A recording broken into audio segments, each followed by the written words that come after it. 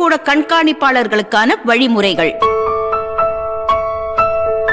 இந்த டிஎன்பிஎஸ்சி தேர்வுகள் முறையா அமைதியா நல்ல முறையில நடக்க நீங்க என்னென்ன செய்யணுங்கிறத நான் இப்ப சொல்ல போறேன். கவனமா கேட்டுக்குங்க. தேர்வு தொடங்கும் முன் 1:30 முன்னதாக நீங்க தேர்வு மையத்திற்கு வந்து அங்க இருக்கிற தலைமை தேர்வு கண்காணிப்பாளரோட அறைக்கு முதல்ல வந்துடணும். தேர்வு நடைபெறும் நாளன்று அளிக்கப்படும் அறிவுரைகள், கடைபிடிக்க வேண்டிய வழிமுறைகளை நான் இப்போ விளக்கமா சொல்ல போறேன்.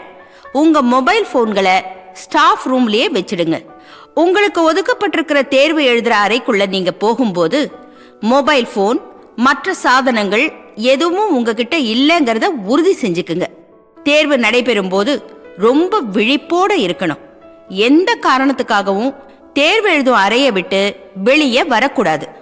OMR விடைத்தாள்கள், attendance sheets, hall sketch, black and red ball point pen, stamp pad, wiping cloth, scissor, நூல், ஸ்கேல், கத்தி, இது எல்லாவற்றையும் எடுத்துக்கிட்டு தேர்வு ஆரம்பிப்பதற்கு 1 மணி நேரத்திற்கு முன்னால உங்களுக்கு ஒதுக்கப்பட்ட தேர்வு நடைபெறும் அறைக்கு நீங்க போயிடணும். அடுத்தது சார், கேளுங்க. அப்ப கேள்வித்தாள்கள் சொல்றேன். முதல்ல என்னென்ன செய்யணுங்கிறத சொல்லிட்டு அதுக்கப்புறம் நான் இதுக்கு வரேன். தேர்வு எழுதுறவங்க மொபைல் போன், எலக்ட்ரானிக் கைகடிகாரம், கால்குலேட்டர் உட்பட எந்த எலக்ட்ரானிக் பொருட்களையும் எடுத்துக்கிட்டு வரதுக்கு அனுமதிக்க கூடாது. சார், நான் ஆளுக்கு வந்துட்டேன். எக்ஸாம் எழுதிட்டு கூப்பிட்றேன். வை. Good morning sir. ஏன் சார், பேகு செல்போன்லாம் எடுத்துட்டு வரக்கூடாதுன்னு இன்ஸ்ட்ரக்ஷன்ஸ் கொடுத்துருக்கோம்ல, திரும்பவும் எடுத்துட்டு வந்தா எப்படி சார்? வெளியே போய் வச்சுட்டு வாங்க சார். போங்க. Sorry sir. தேர்வு எழுதுறவங்கள அறைக்குள்ள அனுமதிக்கிறதுக்கு முன்னாடி அவங்க ஹால் டிக்கெட்டை சரி பாருங்க. அவங்க பெயர், ரெஜிஸ்டர் நம்பர், போட்டோ ஒட்டப்பட்டு அவர்களுக்கென்று ஒதுக்கீடு செய்யப்பட்ட இடத்தில்தான் அவங்க சரியா உட்கார்ந்திருக்காங்களா என்பதை உறுதி செய்து கொள்ளுங்கள். உங்கள் உறவினர் எவரேனும் உங்கள் அறையில் தேர்வு எழுதுவதாக இருந்தால் தலைமை கண்காணிப்பாளரிடம் எடுத்து கூறி மற்றொரு அறையில் உங்கள் பணியினை தொடரலாம். OMR விடைத்தாளில் 5 இடங்களில் பார்கோட், அதாவது பட்டை குறியீடு இருக்கிறதா என்பதை உறுதி செய்து கொள்ள வேண்டும். பார்கோடு இல்லை என்றாலோ வேறு ஏதேனும் குறைபாடுகள் கண்டறியப்பட்டாலோ உடனே அதை தலைமை கண்காணிப்பாளரிடம் தெரிவிக்க வேண்டும். விண்ணப்பதாரர்களுடைய, அதாவது தேர்வு எழுதுபவர்களுடைய புகைப்படம், பதிவு எண் ஆகியவற்றை சரிபார்த்து அதன் பிறகு அவர்களுக்கான OMR விடைத்தாள்களை தந்து அதை எப்படி பூர்த்தி செய்யணும்னு விளக்குங்க. எல்லாரும் நல்லா கவனிங்க. உங்ககிட்ட கொடுக்கப்பட்டிருக்கிற ஆன்சர் சீட்ல இருக்கக்கூடிய உங்களுடைய பேரு, ரிஜிஸ்டர் நம்பர், போட்டோவும், உங்க ஹால் டிக்கெட்ல இருக்கக்கூடிய பேரு, ரிஜிஸ்டர் நம்பர், போட்டோ, டேபிள்ல ஒட்டி இருக்கக்கூடிய பேரு, போட்டோ, ரிஜிஸ்டர் நம்பர் எல்லாம் ஒன்னா இருக்குதாங்கிறத செக் பண்ணிக்கோங்க. அது மட்டும் இல்ல, date of exam, subject, school name அதுவும் கரெக்டா இருக்கான்னு செக் பண்ணிக்கோங்க. இதுல ஏதாவது டிஃபெக்ட் இருந்ததுன்னா இமிடியேட்டா எனக்கு இன்ஃபார்ம் பண்ணுங்க. ஓகே? தேர்வு எழுதுபவர்கள் அனைவரும் கருப்பு மை கொண்ட பால் பாயிண்ட் பேனாக்களை மட்டும்தான் OMR விடைத்தாள்களில் விடையளிக்க பயன்படுத்த வேண்டும். ஷேடிங் செய்வதற்கும் அதே கருப்பு மையைத்தான் பயன்படுத்த வேண்டும். கருப்பு மை, நீலமை ஆகியவற்றை சேர்த்து பயன்படுத்தக்கூடாது. மையின் நிறம் மாறும் பட்சத்தில் அந்த விடைத்தாள் இன்வாலிட் ஆகிவிடும். OMR விடைத்தாள் பக்கம் 1 முறையே பகுதி 1 மற்றும் பகுதி 2 என 2 பகுதிகளை கொண்டிருக்கும். பகுதி 1 விடையளிப்பதற்கான வட்டங்கள் கொண்டிருக்கும். வட்டம் A, வட்டம் B, வட்டம் C, வட்டம் D, வட்டம் E என்று குறிப்பிட்டிருக்கும். ஒவ்வொரு வினாவிற்கும் ஒரு விடைதான் அளிக்க வேண்டும். OMR விடைத்தாளில் எந்த ஒரு வினாவிற்கும் அது தொடர்பான எந்த ஒரு வட்டமும் நிரப்பப்படாமல் இருந்தால் பெறப்பட்ட மொத்த மதிப்பெண்களில் இருந்து 2 மதிப்பெண்கள் குறைக்கப்படும் என்பதை விளக்கமாக சொல்ல வேண்டும். உங்களுக்கு கொடுக்கப்பட்டிருக்கிற ஆன்சர் சீட்ல பகுதி 1, பகுதி 2ன்னு 2 பகுதி இருக்கும். பகுதி 1ல நீங்க ஆன்சர் பண்றதுக்காக A, B, C, D, Eன்னு 5 வட்டங்கள் இருக்கும். இதுல எது சரியான விடையோ அத A, B, C, D கான வட்டத்துல ஷேட் பண்ணணும். உங்களுக்கு விடை தெரியலன்னா ஈங்கிற வட்டத்தை ஷேட் பண்ணணும். A, B, C, D, E இதுல ஏதாவது ஒரு வட்டத்தை தான் ஷேட் பண்ணணும். ஷேடே பண்ணாம விட்டுட்டாலோ 2 மார்க்கை உங்களுக்கு கழிச்சிருவாங்க. அடுத்தது சார். சொல்லுங்க. ஆன்சர் ஷீட்ல பென்சில் யூஸ் பண்ணலாமா? கூடாது. தேர்வு எழுதுறவங்க பென்சில், இங்கு பேனா, நீல நிற பால் பாயிண்ட் பேனா இது எதையுமே பயன்படுத்த அனுமதிக்க கூடாது. அவங்க கருப்பு நிற பால் பாயிண்ட் பேனாவை மட்டும்தான் பயன்படுத்தணும். தேர்வு தொடங்குவதற்கு 15 நிமிடங்களுக்கு முன் வினாத்தாள் அடங்கிய பண்டல் கொடுப்பார்கள். அந்த கட்டை பிரிப்பதற்கு முன்னால் அதன் மேற்புறம் தேர்வு எழுதும் 2 நபர்களிடம் ரிஜிஸ்டர் நம்பரோடு விட்னஸ் கையெழுத்தும் வாங்க வேண்டும். நீங்களும் கையொப்பம் இட வேண்டும். தேர்வெழுதும் தேர்வர்கள் முன்னிலையில் கேள்வித்தாள் அடங்கிய கட்டினை பிரிக்க வேண்டும்.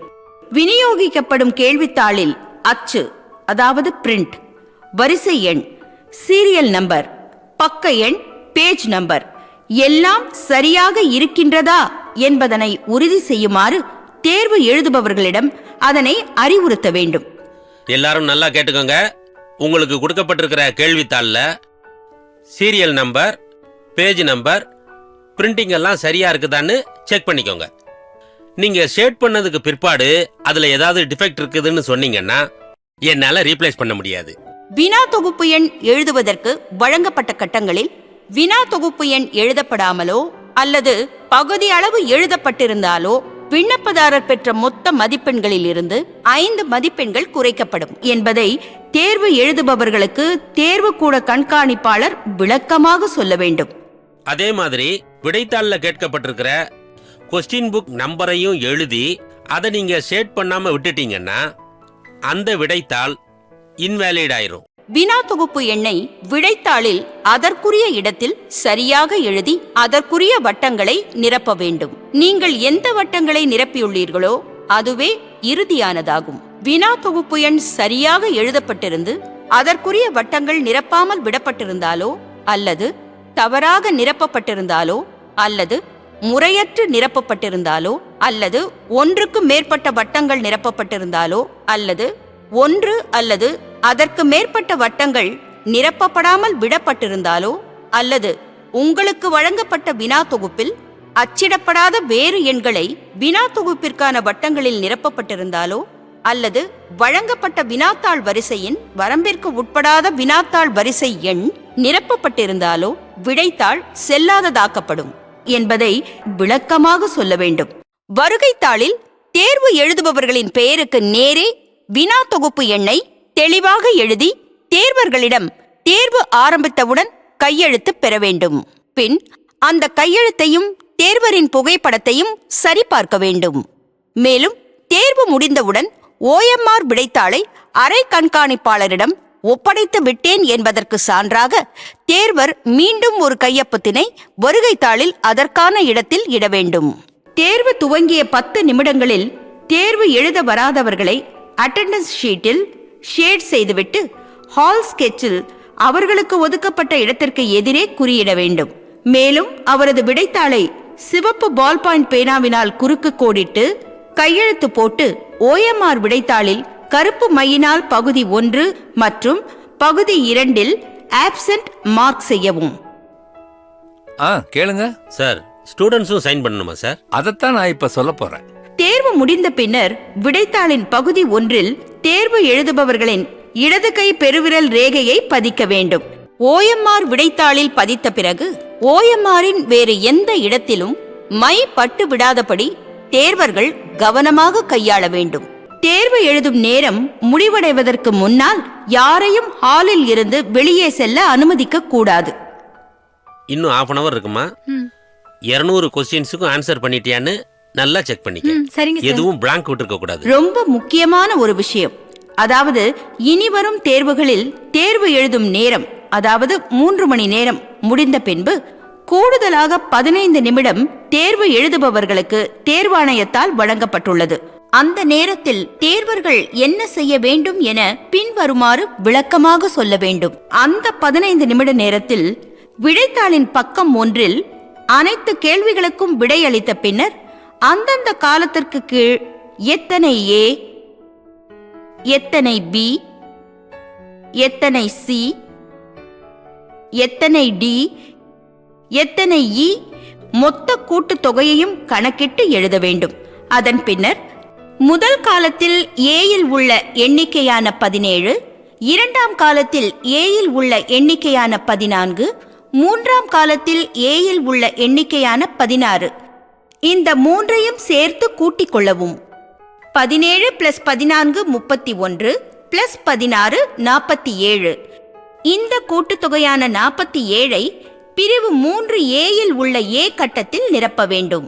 047 என்று நிரப்ப வேண்டும். தேர்வு எழுதுபவர்களுக்கு தேர்வுக்கூட கண்காணிப்பாளர் விளக்கமாக சொல்ல வேண்டும். பின்னர் முதல் காலத்தில் பியில் உள்ள எண்ணிக்கையான 19, இரண்டாம் காலத்தில் பியில் உள்ள எண்ணிக்கையான 16, மூன்றாம் காலத்தில் பியில் உள்ள எண்ணிக்கையான 16, இந்த மூன்றையும் சேர்த்து கூட்டிக் கொள்ளவும். 19 + 16 35 + 16 51. இந்த கூட்டுத்தொகையான 51ஐ பிரிவு 3 ஏயில் உள்ள பி கட்டத்தில் நிரப்ப வேண்டும். அதுபோல முறையே 3 காலங்களில் உள்ள சி, 3 காலங்களில் உள்ள டி, 3 காலங்களில் உள்ள இ, அதனை கூட்டல் செய்து அதனின் மொத்த எண்ணிக்கையினை பகுதி 2இல் பிரிவு 3 ஏயில் உள்ள சிடிஇ ஆகிய கட்டங்களில் அந்தந்த கூட்டுத்தொகையை எடுத்து எழுதி பிரிவு 3 பியில் அதற்குரிய வட்டங்களை நிரப்புமாறு அறிவுறுத்த வேண்டும்.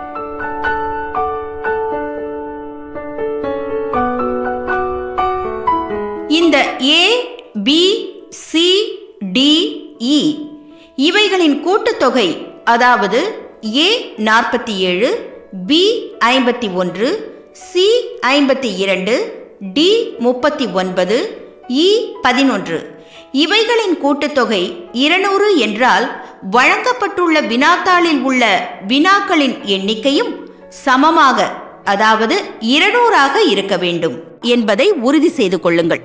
தேர்வு முடிந்த பின்னர் OMR விடைத்தாள் பிரிவு 4இல் கையெழுத்து போட வேண்டும். கையொப்பம் இடாத பட்சத்தில் அவரது விடைத்தாள் செல்லாததாக்கப்படும். பின்பு தேர்வர்கள் எழுதிய விவரங்களை நீங்கள் சரிபார்த்து பிரிவு 4இல் ஏ, பி, சி, டி, இ கட்டத்தில் தேர்வர்கள் எழுதிய கூட்டுத்தொகையை எடுத்து எழுத வேண்டும்.